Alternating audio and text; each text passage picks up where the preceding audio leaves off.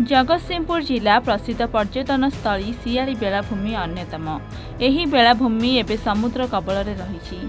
विभिन्न समय प्राकृतिक विपर्यय बेलाभूमि को धीरे धीरे समुद्र गर्भ को टाणी नहीं जाउछि, जहाको नहीं बेलाभूमि को सुरक्षा और रक्षणाबेक्षण सरकार तरफ विभिन्न पदक्षेप मान ग्रहण करी कोटी कोटी टंका मंजूरी करुछंती, किंतु सरकार तरफ बेलाभूमि को सरस और सुंदर तथा रक्षणाबेक्षण आसीथिबा अर्थ एवं दुर्नीतिखोर कब्जा रही। कुजी नेता बोलाउथिबा किछि माफिया जंत्री को हाथ बारिश करी सरकारी अर्थ को किपरि हरिलुट करिवे ताहाकु नै अनेक योजना करुछंती।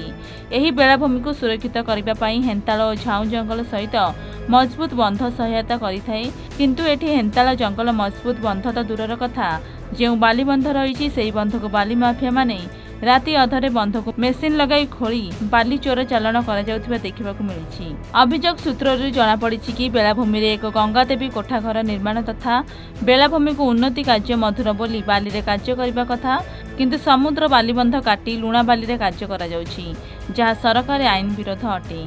एटी लक्षाधिक सरकारी अर्थ को आत्मसात करने को उद्यम करा जाउछि। सेहीपरि काहा निर्देश रे सियाली बेलाभूमि रे गाड़ी पार्किंग पई टेंडर करा जाइछि, आ आसुथिबा पर्यटक मानक ठारू गाड़ी पिछा 20 ରୁ 50 टका पर्यंत आदाय करा जाउछि, आ से अर्थ काहा पॉकेट को जाउछि ताहार कोनोसी टेर मिलु नाही। तेबे काहा स्वार्थ रे से टंका लागुछि ताहा एबे जनसाधारणक मनरे प्रश्नवाची सृष्टि करिछि। तेबे बेलाभूमि को कूड़ कूड़ अलिया आवर्जना भर्ती होई तथा सामूहिक शौचालय दुर्गंध हेउथिया बेले सफेई हेई पारु नाही, जहा फल दूर दूरांतर आसुथिबा पर्यटक माने असंतोष प्रकाश करछंती। तेबे ए नै बेलाभूमि को नहीं सियाली सुरक्षा मंच तथा स्थानीय अंचलर बुद्धिजीवी माने अनेक थर अभियोग करबा सते काहेकि एहार समाधान करा जाउ नाही ताहा जनसाधारणक मनरे प्रश्नवाची सृष्टि करिछि।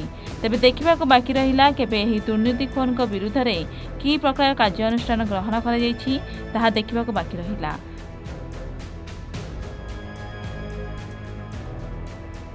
सरकार एठी सियाली बेलाभूमि सुरक्षा पई कोटी कोटी टंका खर्च करुथिला बेले बाली बस्ता पैकिंग करी केमिदी समुद्र खाइबा पई न खाइबा पई व्यवस्था करुथिले मध्य एठी माफियाक द्वारा चोरा बाली राति अधरे एठी चालान होउछि।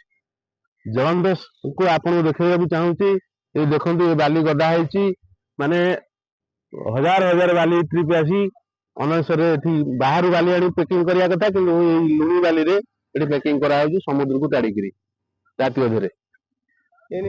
जंगल विभाग को फोन जगे पचारिथिलु जे ए जिनिस सब कोन पई होउछि ना आमे जानिनु। तांकर गां मुते गां लोक न प्राइवेट जणे उठैछि बाली राति अधरे बाली चोरी होउछि, तम अभियोग कला परे से किछि कर्णपात करनाहांती। जंगल विभाग संपूर्ण पई दायी। अभियोग करछु सरकार कोटी कोटी टका खर्च करूछन्ती समुद्र बेलाभूमि सुरक्षा पई, किंतु समुद्र बेलाभूमि बाली इति चोरा चालान होउछि। लुणी बाली रे स्वतंत्र काम कले किछि घर उछुड़ी जीव, जोडी मिठा बाली रे काम होबा कथा एटी लुणी बाली संपूर्ण तड़ा हैकि इति काम करूछन्ती, घर लास्टिंग करिवो नै कमी जीव आ कोन कत 10 वर्ष कमी जीव। तळे सेठी किछि हमें वर्ष तळे किछि तारा गछ लगेइथिलु से बंधरे, जो तारा गछ वर्तमान 4 फुट 5 फुट होया हेइथला, से गछ को संपूर्ण भाबे तड़ा जाईकरी बाली सेठी उठा जाईछि। आ पई संपूर्ण एठी जो जंगल विभाग अच्छी फरेस्टर अच्छी आ पई संपूर्ण दायी मंत्रणालय एठी बाली चोरा चालान चलछि। सरपंच पचार कले आमे आमे संगे तो लोक ना आमे कोन करू, आम पचार ना काम करू। आज्ञा सरकार विगत दिन में जो सरकार थिले से बीजेडी सरकार बहु पैसा ये खर्च कर समुद्र को देखा। ये प्रति वर्ष लघुचाप 8-10 लघुचाप यथेष अवक्षय होनी माड़ी गाँ भितर को पशि जाऊँगी।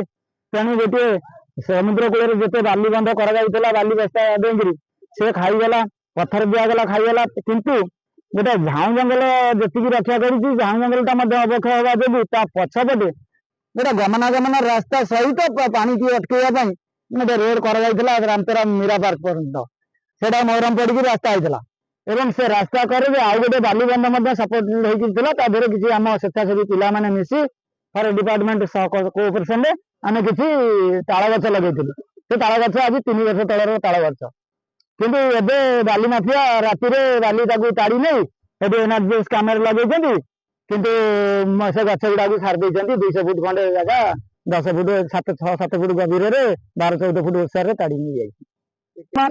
ସେ ଗାଡି କେତେ ଲାଗିଥିଲା କଣ କରୁଥିଲା ଆମେ ଜାଣିନୁ, ଦେଖିଲୁ ମେସିନ ରେ ଦାନ୍ତ ଲାଗିଛି ମାନେ ମେସିନ ଜେସିବି ରେ କାମ ହେଇଛି, ଟ୍ରାକ୍ଟର ସରି ପଡିଛି ମାନେ ଚକା ସରି ପଡିଛି ମାନେ ଟ୍ରାକ୍ଟର ହେଇଛି।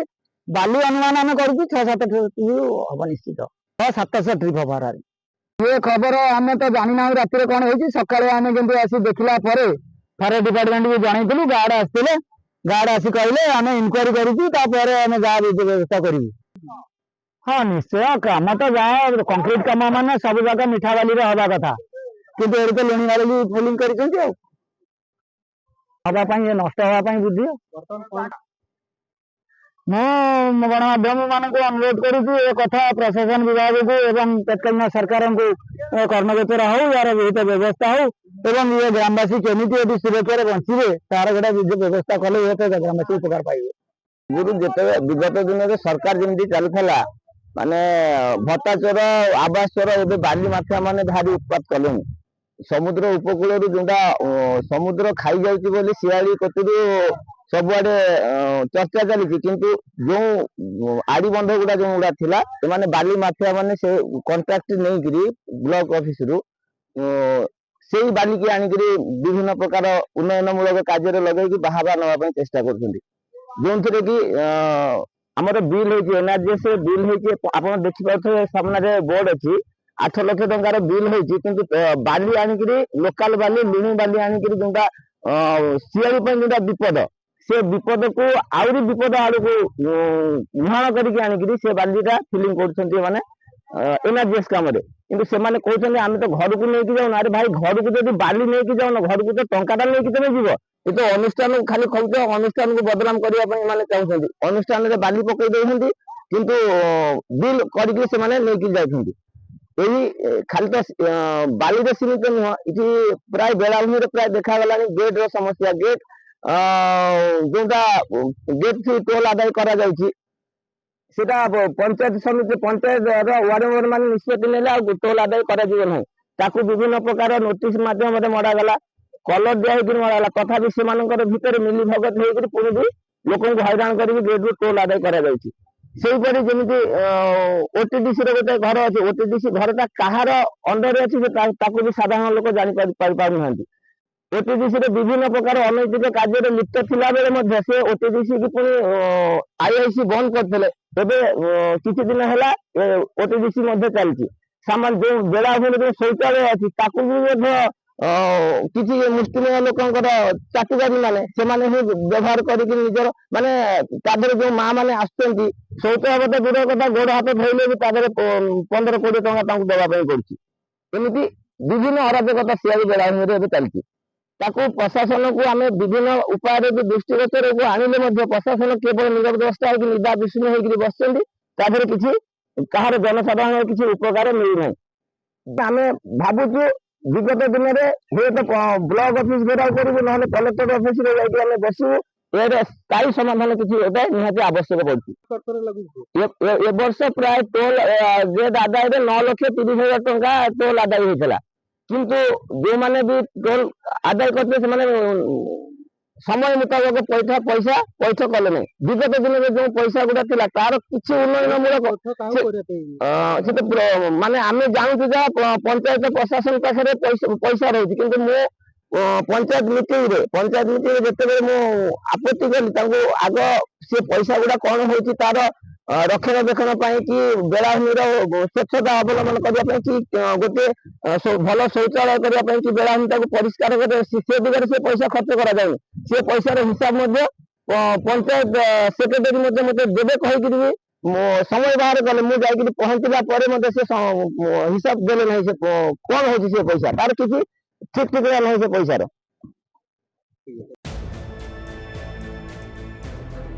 ଜଗତସିଂହପୁର ଜିଲ୍ଲାରୁ କମଳାକାନ୍ତ ବାରିଙ୍କ ରିପୋର୍ଟ, ଏୱାନ୍ ଓଡ଼ିଶା।